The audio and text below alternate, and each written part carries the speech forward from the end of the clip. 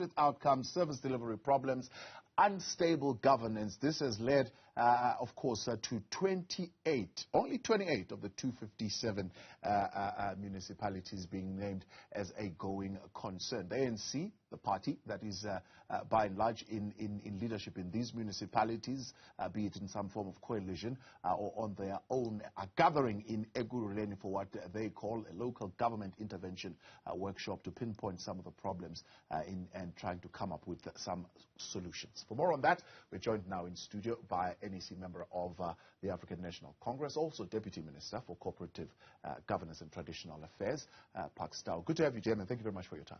Thank you very much and good evening. Every time we speak about the failures of local governance, three things will always come up. But one would be weak oversight. Even the Auditor General will tell you that in each and every report that comes out, at least for the last decade. Poor accountability, inadequate consequence management, amongst the many other things. Why are we getting it wrong over and over again? Is it a case of documents said ready to govern, but I suppose you found out that it's not just ready to govern, it's more having capacity to govern, and that was what was lacking? Well, firstly, as you introduced the subject, I kind of thought, well, we spend a lot of time talking about what has gone wrong, but we don't spend enough time talking about what has gone right. And at some point, we need to do justice to the point about the areas of success in the local government system in our country. But getting back to the point, because we've convened this summit as an intervention in local government as the African National Congress to say what are the areas that are wrong and what do we need to fix. Some of the issues are in relation to governance. So we've said we don't just go to municipalities and to our regions with a stick. Let's convene them, sit in a session and say, in this municipality, these are the problems that have been identified. These are the solutions, and this is what you need to work on. And then we'll send members of the local government intervention task team to go and support. And if there are decisions that need to be made, hard and tough decisions about the performance of our deployees, we need to be able to make those decisions. So that's part of the intervention. Second, it's about identifying some of the bottlenecks. And some of them are in relation to administrative and or policy decisions that are at a national level that we need to review. So we designed a system that says municipalities must conform to certain rules in terms of the grants that they receive. So municipalities receive the municipal infrastructure grant, but because this is a municipality in distress, by the time the money arrives, they have to pay salaries. They use the infrastructure grant money to pay salaries. Our decision is that we need to penalize them and we withhold a portion of their equitable share that's supposed to go to salaries. Now, that doesn't work. So we're saying to the people now, we've deployed in national government, but you need to review some of these policies. We need to look at practical solutions to practical problems. There are many of these municipalities that are in distress, not because they don't want to govern well, but simply because they don't have a revenue base. So if you don't have a revenue base, we can't double penalize you when in fact you're not going to be able to solve the problem. You know, I'll make an example. Deputy President has asked me to look specifically at the Kopanong municipality because we had gone to Jacobsfontein in relation to the disaster that was there. Now that municipality collects about 9 million rand a month. They owe the water board 600 million rand. We penalize them by restricting water to 30%.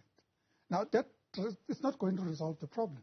You need something different to resolve this problem. Penalizing them and expecting that the 9 million they get every month will only go towards paying for water services is not going to solve the problem. You see, one thing about the African National Congress, at least in the decade that I've been speaking to those in leadership, is that you're good at diagnosing the problem. You can diagnose it very well and tell us exactly what the problem is. But you forget one thing about it, is that you are in charge and you are the ones who are causing the problem. So a simple thing like what you're raising now, you are the ones who are coming up with the model for allocation to local government. And that is something that you should have picked up in the process a long time ago to say, well, we are not allocating this particular municipality enough money because the people there are not working, there's no sense that they will be able to raise the revenue that is required to run that municipality. And that's exactly what we're doing.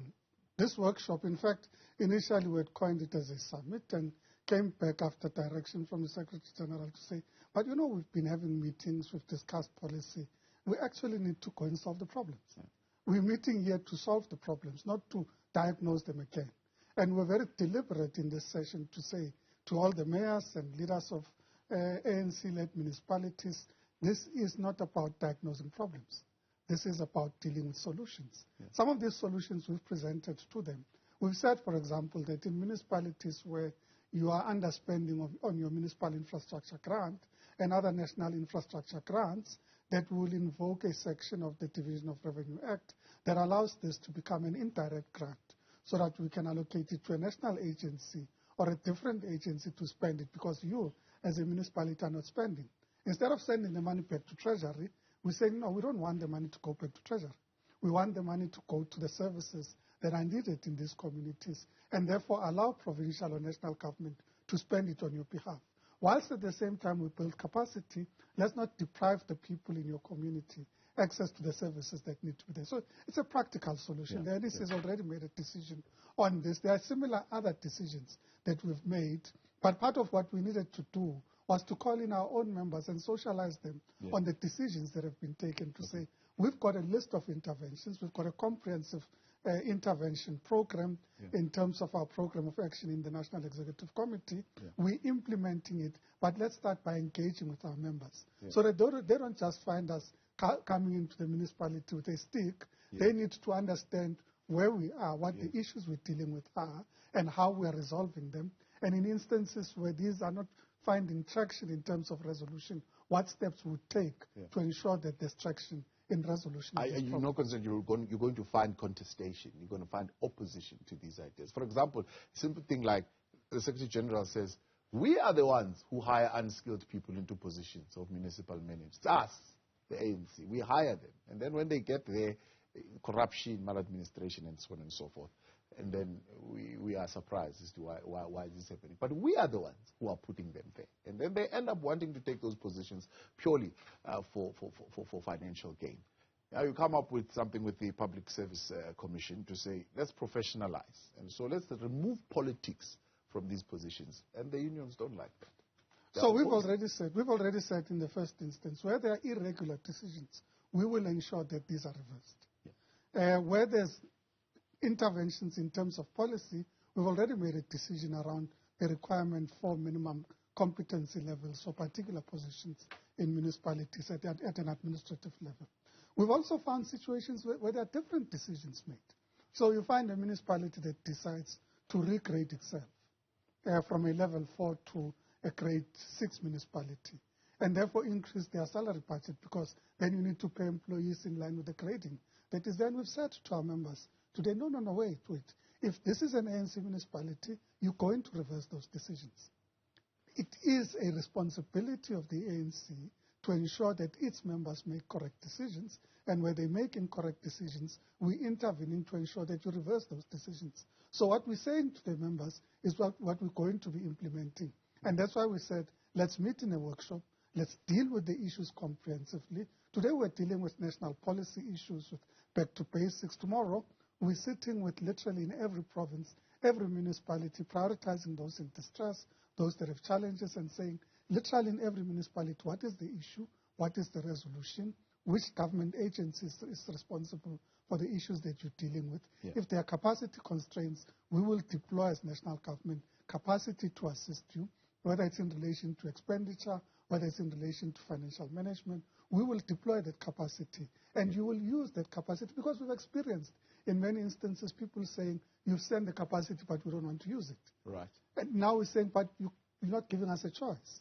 We've made the decision as the ANC, as the national leadership of the ANC, that we will ensure that government sends those people, and members of the ANC will ensure that those people are able to. So is that what the President in his newsletter talking about this very issue that you're raising of unspent grants, especially on infrastructure, when we are sitting here with water that is not functioning properly, it's leaking, there's all sorts of challenges in terms of infrastructure, power plants that are blowing up, and so on and so forth. We are dealing with a situation in Johannesburg right now where we are not even sure why there was a gas leak, and how does this whole gas leak situation happen, and others are saying, well, this particular infrastructure has not been maintained. Yet there are grants that are being given to local municipalities. So when the president says no support will be sent, what does that support actually look like? The president in his newsletter is also articulating decisions that were made in the National Executive Committee of the ANC that says support will be sent. Yeah. We will send the engineers. We will send the people to support you in executing your responsibility. But equally, we will intervene in instances where you're not spending. So as we're sending people, we know that you're not spending.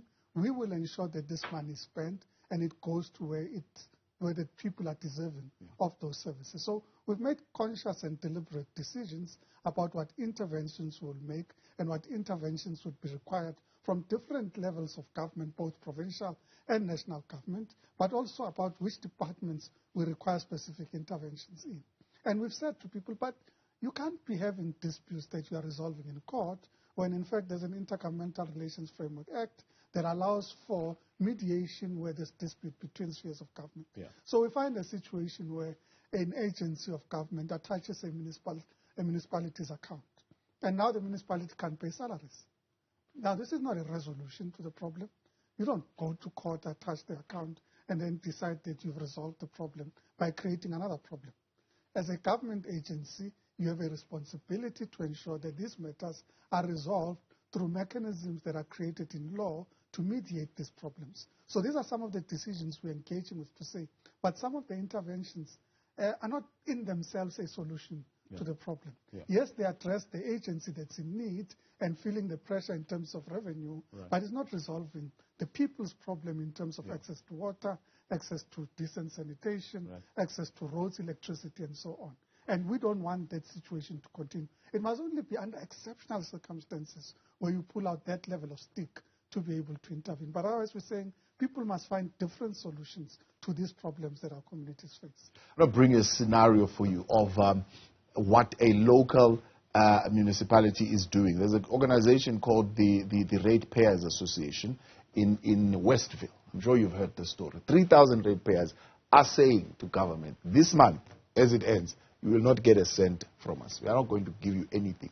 One, they are against the increase in rates, but they're saying even if you were increasing the rates, at least it would be better if we saw where these rates were going. And we've been calling on you to intervene, and you are not giving us the service that we want. And so we're going to withhold our rate. And it's not a solution. It's not a solution to the problem, because what you're doing is to exacerbate the problem. Because as soon as that municipality is unable to generate the revenue, the less they are able to spend on whatever services they were going to spend on. I think we must punish, because you're punishing yourself. We've been talking to you, still we are not getting the results that we want. So it doesn't matter whether we pay it or we don't pay it, we still don't get the service. We'd rather sit with our money in our pockets and still not get the service. But in this instance, you're punishing yourself. I mean, it's literally punishing yourself. You're saying, actually, I want to stop them from being able to purchase water from a water board, so that they are able to service me with water. Because the municipality anyway. No, but I'm not going to get it anyway. But it's not true. But this is what they're saying. They're saying the water is not coming constantly. Sometimes we run for weeks without water. But I'm saying to you, if you talk to the majority of South Africans and you say, do you receive your water on a daily basis? When you open your tap in the morning, do you receive that water? The vast majority would say yes. But isn't that the problem, though, that ANC is doing? You take the matter, make it a national, and say, well, a majority of the people in the country are getting water. Yes, a majority of the people in the country might be getting water, but these Westville ratepayers are feeling the pinch where they are. They're not concerned about what's happening in the rest of South Africa. They're concerned about what's happening in Tonga. They're concerned about what's happening there. And they're saying, we are dealing directly with the eThekwini municipality, and these guys are not going to get anything from us. And it's an ANC municipality. But you're not trying to collapse the municipality. You're not trying to deprive yourself of the ability to receive those services that you receive. So our reality is that we need to find solutions. We're intervening to ensure that there are solutions to these problems. We've said we're meeting as the ANC, and we're saying to ANC-led municipalities, these are the things that you are going to do. Yeah. Where there are gaps, fix those gaps. Where there are concerns, let's deal with them. If it's matters related to your relationship with a national government agency, let's resolve that. Yeah. If it's matters related to your performance of spending on infrastructure grants, let's resolve that. Yeah. That's exactly why we're meeting. Yeah. But by withholding the money, even if we resolve that problem, you've deprived the municipality the ability to solve it. Yeah. Because you've withheld the money, so they now have to deal with the reality that we don't have revenue to get the services that they need to receive. So we do need to intervene in a way that resolves problems, but not in a way that exacerbates problems. And this does not mean that, this does not mean that I, and indeed we as the ANC, are not sympathetic to the concerns raised by communities, but that's exactly why we're meeting. That's exactly why we're engaging. That's exactly why we've been engaging with the ANC in the province, amongst others, to say, but members of the ANC who've been assigned these responsibilities, these are our expectations about what they need to do. Please ensure that they do the correct things. Right. One of the things that you did the last time you were speaking to my colleague, you spoke about this issue of electricity revenue, and I find that very interesting. I wonder if, I know you were saying you are dealing with mostly national policy at this particular point in time, and you will then go province by province and region by region, I suppose, and deal with the problems. One of the problems that you deal with when it comes to electricity revenue is the Soweto debt, and others will tell you there's also a Tembisa debt and debt in many townships in South Africa that you need to deal with when it comes to this issue of electricity revenue. How are you going to resolve that issue? I know I think Treasury has intervened to an extent to say we will take on this debt of Eskom. Treasury has intervened to say how do we resolve the dispute or the debt between municipalities and Eskom, and created a scheme that seeks to resolve that. And part of the issues that were raised today was that, but it's not only those communities that are affected because it's a municipal debt. There are Eskom direct supply areas and areas such as Soweto. What similar dispensation can we create for them? So the issue has been put on the agenda as some of the solutions that we need to find, because we found a solution for the debt between a municipality and Eskom, but where it's a direct supply area of Eskom, we haven't found a solution. And that's firmly on the agenda of the issues that we're discussing. And how are you going to ensure that post the intervention that then you're continuing to collect? Because other people are saying it's not the first time, for example, that Soweto has had a debt write-off. This would be probably a second or third iteration of it. And if we keep on doing this, it's unsustainable. It will keep on having to be done. And partly the problem is the way we've tried to resolve the issue is not sustainable. So Eskom makes a decision that, well, in areas such as Soweto where payment levels are low, when the transformer is burnt down or collapsed, we take forever to replace the transformer. So you have communities in Soweto that have not had electricity for 6 months, for 2 years, or even more, because we're imposing penalties, which penalties are not sustainable to the extent that you're depriving people of access to services. So you need to find a different set of solutions to those problems. Now, changing a bit and wearing a government hat, we've had a discussion jointly between ourselves as COGTA, National Treasury, and electricity, the departments responsible for electricity and water services, to say, let's now create a dispensation that is sustainable for these communities, so that when you impose particular penalties, they are sustainable. But it's also important to say to communities that you need to come to the party. Yeah. And part of coming to the party includes, well, let's install prepaid meters. You will receive your free basic electricity, your free basic water, like everybody does. Yeah. But if you exceed that level of consumption, then you need to be able to pay.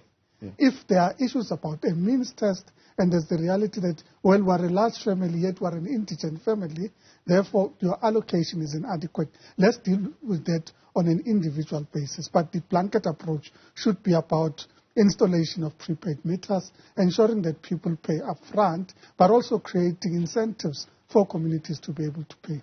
And I do think that there are municipalities where such has happened quite successfully, and we need to transplant it into areas such as Soweto. I mean, we're finding a situation where in Eskom supply areas, even municipal revenue is limited, because In essence, what do municipalities do when they effect credit control? The first thing, which is the best way to do credit control for a municipality, is to switch off the lights. Yeah. But when you're not supplying the electricity, your next best access is to restrict water supply, which creates problems because water is a basic right, or you have to attach the property. Right. Now you're going to be taking people's properties, which is not sustainable. So you do need to find a sustainable solution, and we do need to locate that solution within the means of what a municipality can best do, and therefore linking the linkage of electricity as a service to by municipalities. Because in essence, the Constitution says that electricity distribution is a municipal function. So we've said to the energy people, but if it is a municipal function, even if you do it, you have to do it under license, because then the municipality can impose a condition that says part of your license includes enabling us to effect credit control in ESCOM supply areas and do it in a manner that sustains both ESCOM and sustains the municipality. And those are things that are currently under discussion. Talk about sustaining ESCOM and sustaining municipalities. Is the ANC not creating its own problems, right? One of the things that are happening in Gauteng Premier Panyaza Lesufi says Nasi Spani, he's putting solars all over, at least that's what he plans to do, and hire some 6,000 young people. So you are removing those households from ESCOM, in a sense. And many others removing themselves that can afford to do so. Is that not creating a revenue problem for ESCOM and for municipalities? It certainly will. It certainly will create a problem, because we've designed a system where municipalities are supposed to generate a surplus from electricity. The more people get off the grid, the less they are able to generate a surplus, because it's not like they are going to replace the wires that are already there that they are supplying. It's not like they're going to stop maintaining those. And it's not like you can literally stop. If this house gets a solar and the next house doesn't have solar, you still have the same wires that get to that particular township that needs to be serviced. So it is an issue that needs to be resolved. But you're resolving one problem, which is reducing energy demand so that you mitigate the impact of load shedding and demand on electricity in the country. So you're solving one problem, but in the process, you're creating another problem. So tomorrow, we'll be discussing with Minister Sputla Ramokopa in the context of, yes, you're solving the problem. We can see that you're doing well in resolving this problem. But as you resolve this, we need to have solutions about sustaining municipalities. Now, one of the things that have been put firmly on the agenda is the need to redesign the architecture of our local government system. Because in reality, when you read the white paper on local government and when you read what we've actually produced, there are disparities in relation to what you've designed and what you've produced. And some of those are not because inherently things were irrational in the decisions made. So we said electricity should generate a surplus. But the reality is most municipalities are no longer generating a surplus. In fact, they are subsidizing electricity through the rates account. Now, that's not sustainable for our local government system. So we need to revise the financial architecture or the fiscal architecture of where municipalities get revenue, who supplies them the revenue, how much of the equitable share that are received by the different spheres of government should then go to municipalities to mitigate this reality. So we're now talking about the need to completely rethink, redesign, and reorganize our local government system. One of the speakers this morning was saying, but the problem is you've designed wall-to-wall local government in the country, so there's no part of the country that does not have a municipality. But many of these municipalities are unviable. So you've created institutions that are unviable. Maybe you need to stop the idea of wall-to-wall and ensure that in those areas that are unviable cannot constitute a municipality. You have a different way in which you administer those areas. It's an idea put firmly on the agenda, and it's an idea that we're going to have to process. And we've said to all the participants at the workshop, when you deposit critical policy ideas, we're going to flag them, put them on a process where we deal with them as policy issues that need to be addressed. Our emphasis over the 2 days is around immediate implementation, addressing bottlenecks, addressing challenges. But if these are policy issues, then we flag them and design a different process of dealing with them. I should say, and it's not my duty to represent government in its decisions, but this has also been put firmly on the agenda of government to say, is it not time that we need to think and review the design of our local government system, and therefore review the white paper on local government. Let's take some questions. Kukumtembu saying, what has COCTA, I suppose they want you to put on that hat, been doing all along? They've allowed the thieving and corruption to carry on. 30 years later, we are still singing the same song. Well, but Kuku, there are issues that you need to respond to, which is what have municipalities achieved in the process? Now, I'm not suggesting that in 30 years there haven't been challenges, but to suggest that in 30 years there are communities that have not received water, sanitation, electricity, that are not receiving road infrastructure would also be a misrepresentation of reality on the ground. It does not mean that there are instances where we don't need to intervene. Now, what will COCTA be doing? The first thing is we've said, if there are grants that are unspent, we will ensure that a different agency spends it on your behalf. If you have appointed people that are irregular in terms of their qualification, we will reverse those decisions. I think as a journalist, just as you said that, you're going to be starting another state-owned entity. No, we're not starting a new Joburg something agency, again, development agency. How is this going to happen? We're not starting a new agency. Yeah. We're saying, for example, can we use the municipal infrastructure support agent, whose duty it is to support municipalities? Yeah.